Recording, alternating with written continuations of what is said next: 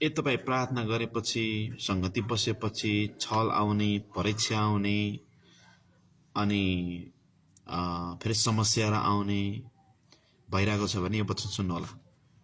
तपाईँ जति प्रभुको नजिक जानुहुन्छ त्यति धेरै परीक्षा तपाईँले अनुभव गर्दै हुनुहुन्छ र सतावटहरू आएको अथवा सपना पनि बिग्रेको र दुष्ट शैतानले फेरि छोपेको त्यस्तो नराम्रो कुराहरू देख्ने कुराहरू भइरहेको छ भने यो आत्मिक युद्ध हो र त्यो कुरालाई तपाईँले सामना गर्नुपर्दछ र परमेश्वरले तपाईँलाई त्यो हात हतियार दिनु भएको छ।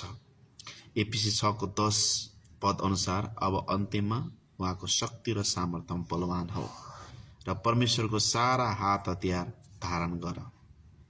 एफिसी 6:10 पददेखि तल तपाईँले पढ्न सक्नुहुन्छ र एक अध्याय एक पदको हतियारलाई तपाईँले धारण गर्न सक्नुहुन्छ र तपाईँले यस्तो समस्यामा तपाईँले सामना गर्ने हो, प्रार्थनाद्वारा तपाईँले सामना गर्ने हो।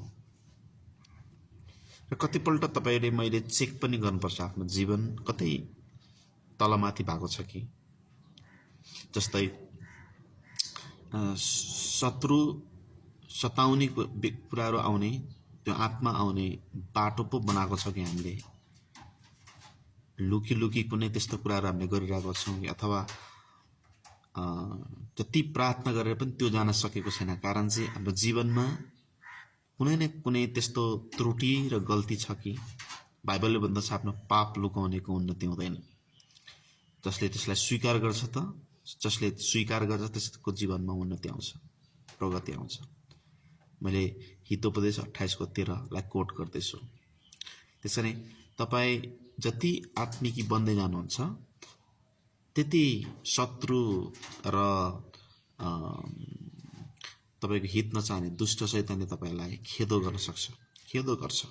त्यति त्यसलाई सामना गर्ने हो, तपाईँ सामना गर्ने, युद्ध गर्ने हो, आत्मिक युद्ध गर्ने। र तपाईँले आत्मिक युद्ध गर्दा के थाहा पाउनुपर्छ भने तपाईँ को हो भन्ने कुरा थाहा पाउनु पर्दछ।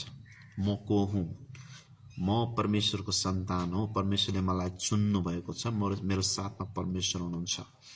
तपाईँले राम्रोसँग तपाईँ ख्रिस्टमा को हो भन्ने कुरो तपाईँले थाहा पाउनु पर्दछ। दोस्रो कुरो, तपाईँले बाइबल र वचनलाई तपाईँले पढ्नु, अध्ययन गर्नु राम्रो हुन्छ र पवित्र आत्मा तपाईँसँग हुनुहुन्छ र त्यसपछि सारा स्वर्गदूतहरू तपाईँको पक्षमा छ र बाइबल तपाईँको पक्षमा छ र प्रभुको जनहरूको प्रार्थना तपाईँको पक्षमा छ र परमेश्वरको सारा हात हतियार लिने र त्यसलाई सामना गर्ने र त्यो भाग्ने छ। आफैलाई परमेश्वरको अधीनमा राख, दियाबलसको विरोध गर, त्यो तिमीहरूबाट भाग्ने छ। वचनले भनेको छ परमेश्वरको अधीनमा रहेर दियाबलसको विरोध गर्यो भने त्यो भाग्ने छ। बिल्कुल परमेश्वरले तपाईँलाई विजय गर्नुहुनेछ, बिल्कुल तपाईँ विजयी ईसाई बन्न सक्नुहुनेछ। परमेश्वरले तपाईँलाई आशिष दिउन्। म प्रार्थना गर्न चाहन्छु तपाईँको लागि। हे प्रभु, म प्रार्थना गर्न चाहन्छु तीजनाले यो भिडियो हेर्दै हुनुहुन्छ जसले युद्ध, आत्मिक युद्धको सामना गर्दै हुनुहुन्छ।